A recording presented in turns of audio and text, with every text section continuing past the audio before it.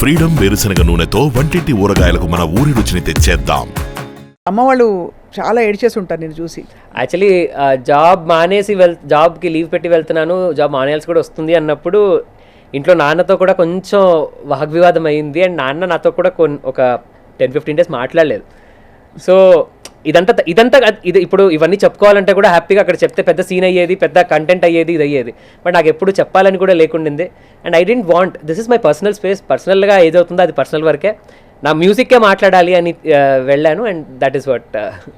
చాలా రిమార్కబుల్. ఇప్పుడు ఫైనలీ నాన్నగారు చూసి ఏమన్నారు నిన్న? అలా 6 నెలల తర్వాత అక్కడికి వచ్చినప్పుడు, 6 నెలలు కూడా కాదక్క, మధ్యలో చెల్లి ఒకసారి ఒక ఎపిసోడ్కి వచ్చింది, భాయ్ బెహన్ స్పెషల్ ఎపిసోడ్లో, సిస్టర్ బ్రదర్ స్పెషల్ ఎపిసోడ్లో వచ్చింది. చెల్లి వెళ్తూ ఒక మాట అనింది, చిన్నప్పటి నుంచి నాన్న పాటలు నేర్పించిన అంత హైదరాబాద్కి వచ్చి నేర్చుకున్నా కూడా మొత్తం నాన్న సపోర్టే.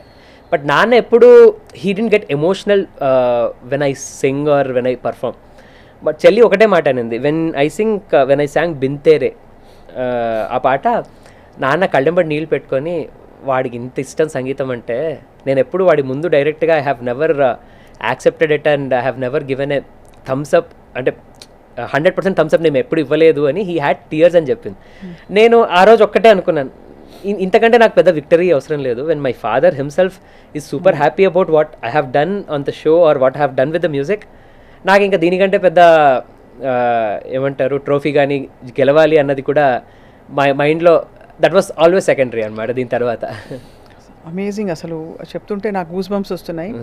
అయితే మొత్తానికి అయితే జడ్జిల్ని మెప్పించి, ఇంకా స్టార్స్ ఎవరెవరు వచ్చారు? హేమాజీ వచ్చారు, చూశాను. హేమాజీ వచ్చారు, కరణ్ జోహర్ గారు వచ్చారు. కరణ్ జోహర్ గారితో నీ ఫోటో చూశాను. ఆయన ఇంటబ్బాలా చిక్కిపోయారు చాలా. ఆయన డైట్ చేస్తారు, కీటో డైట్ చేస్తారు. అవునా?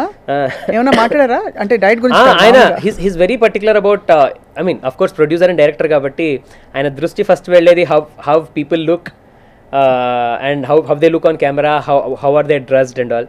సో రాగానే ప్రతి ఒక్కళ్ళకి ఒక్కొక్క పేరు పెట్టేశారు అనమాట. నాదైతే నేను ఆ రోజు ఎల్లో షర్ట్ వేసుకున్నాను, దాల్ తడ్కా అని చెప్పేశారు. దాల్ తడ్కా, ఓహో. ఇంకొకళ్ళేమో షెర్వాణి వేసుకొని ఉంటే, అమ్మ పంజాబీ డ్రెస్ వేసుకొని వచ్చేసాడు అని అన్నారు. He was so funny. అంటే కరణ్ జోహర్ గారిని మనం వేరే రకంగా చూస్తాము టీవీలో, కాఫీ విత్ కరణ్లో అంతా, but he has also an different side and he was very jovial and sweet. చాలా నేను చూశాను నీ సక్సెస్. అండ్ హేమాజీ గారు చూశాను, ఇంకా ఖాన్స్ వచ్చారు కదా, ఎవరు? ఖాన్ రాలేదు, అభిషేక్ బచ్చన్ గారు వచ్చారు, అభిషేక్ బచ్చన్ గారు వచ్చారు, సన్నీ డియోల్ గారు వచ్చారు. అండ్ ఇంకా చాలా మంది వాళ్ళు వచ్చేటప్పుడు వాళ్ళ పాటలు పాడమని చెప్తారు కదా ఎక్కువగా. అంటే ఒకవేళ ఎపిసోడ్ కి ముందరే చాలా ముందరే మాకు తెలిసిపోతే 2 or 3 contestants will definitely sing their songs so that వాళ్ళ ట్రిబ్యూట్ లాగా, లేకపోతే వాళ్ళకు రెస్పెక్ట్ అన్నట్టు ఉంటుంది అని.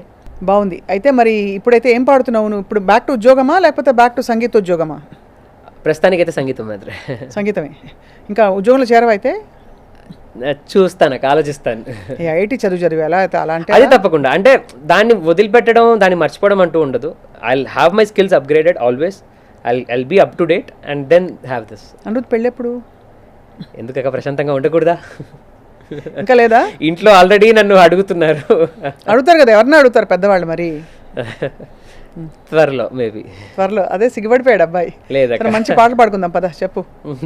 ఇలా మ్యూజిక్ ట్రాక్స్ పాడడము, కోరస్ పాడడము, సోలోలు పాడడము, అది డిపెండ్స్ ఆన్ అంటే ఆ రిక్వైర్మెంట్ కూడా. So it's always like kind of ఏమంటారు, you can't predict it. Of course artist life can never be predicted or expected అని అంటారు కదా, like it just goes with the flow. So that's what ఏమంటారు, especially when you're dependent on someone who's actually offering music or who's actually creating music, వాళ్ళకు requirement ఉన్నప్పుడు వాళ్ళు పిలవడం అలానే జరుగుతుంది.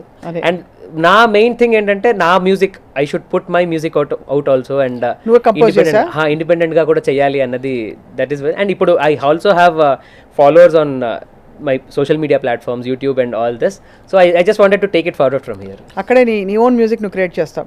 Music director and singer Anirudh Susvaram, not software engineer Anirudh Susvaram, అంతేనా? అలా అని కాదు, యా మ్యూజిక్ పరంగా అయితే yes, this is for sure. What it is amazing. So మరి గొంతుకి ఏమన్నా నువ్వు జాగ్రత్తలు తీసుకుంటావా?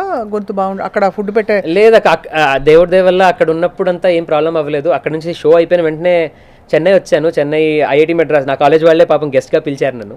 అక్కడికి వెళ్ళి దాని తర్వాత నేను ఇక్కడికి వచ్చాను, కర్నూలుకి వచ్చాను. ఆ వాటర్ చేంజ్ వల్ల కొంచెం గొంతు ఇప్పటికి కూడా కొంచెం కోల్డ్ అండ్ గొంతులో గరగర ఏమి చేయను గుర్తుంది గొంతులు కిచ్ కలేమి కిచ్ సో బట్ లైఫ్లో బహుత్ కుచ్ కిచ్ కాదు, చాలా సాధించి చాలా అమేజింగ్గా అచీవ్ చేసావు. Thank you. So I hope అంటే this becomes a profession and full fledged. నువ్వు పెట్టిన నమ్మకం సంగీతంపై నీకు కూడా అదే విధమైన రిటర్న్స్ ఇవ్వాలని. Thank you so much. Return అంటే డబ్బుల పరంగా అని కాదు, తప్పకుండా నీ సంగీతం ఇంకా ఎదుగుతూ 10 మందికి వినిపించాలి. Thank you. మీ ఆశీర్వాదం అండ్ మీ సపోర్ట్ కూడా అదే. దెర్ వాజ్ ఆల్వేస్ అంటే ఎప్పుడైనా మీకు నేను పాడింది ఏదైనా నచ్చినా కూడా మీరు ఫోన్ చేసి నానా బుజ్జి బంగారం ఎంత బాగా పాడావరా అని, అంటే ఒక అమ్మ ఎలా మెచ్చుకుంటుందో అలా మీరు కూడా ఫోన్ చేసి మాట్లాడడం. అండ్ మీ అబ్బాయి పేరు కూడా అనిరుద్ధే. సో ఆ కనెక్షన్ కూడా ఆ పార్షియాలిటీ గ్యారంటీగా ఉంటుంది కొంచెం. And also he's also musician కాబట్టి అది ఉంటుంది కదా. And whenever you wish or people from music fraternity, నాకు తెలిసిన వాళ్ళు whenever they call me personally and talk to me, that feels really personal when. అండ్ అప్పుడు అనిపిస్తుంది అనమాట, okay I have done something good in music అని. నీ లాస్ట్లో బిఫోర్ మనం పాటలు పాడడం మొదలెట్టేలోపు నువ్వు నేర్చుకున్న ఒక లైఫ్ సీక్రెటో లైఫ్ హ్యాకో, లేకపోతే జీవితంలో ఇలా ఉండాలంటే ఇలా ఉండాలని నీకేదో అందరికీ వాళ్ళ ఈక్వేషన్స్ ఏర్పడతాయి కదా, అలా నువ్వు నేర్చుకున్నది ఒకటి షేర్ చేసుకోని. ఒకటి ఇంకా నేర్చుకోవాల్సింది ఏంటి అని అంటే ఎలా నటించాలో నేర్చుకోవాలి. నాకు ఏంటి అని అంటే ఇక్కడ ఉన్నది ఇక్కడ నుంచి వచ్చేస్తుంది, కానీ అది ఆపుకుంటే లౌక్యం లేదు, ఉన్నదంతా బోలాతనమే. కొంచెం నాకేమనుకోకు, నువ్వు తెలుసు కాబట్టి చెప్తున్నా, కొద్దిగా కొంచెం హర్ట్ అయినట్టు తెలుస్తుంది నువ్వు. అంటే ఇన్ దిస్ హోల్ ప్రాసెస్ చాలా విషయాలు నేర్చుకున్నావు, చాలా విజయం సాధించావు. బట్ ఎక్కడో ఐ థింక్ ఈ ప్రాసెస్లో నువ్వు కొద్దిగా నీకు చివుక్కుమన్న సందర్భాలు ఉండుంటాయి. బట్ డెఫినెట్లీ ఎవరిని తప్పట్టడానికి కాదు. లేదక్క, అంటే ఎవ్రీథింగ్ హ్యాస్ అ రీజన్.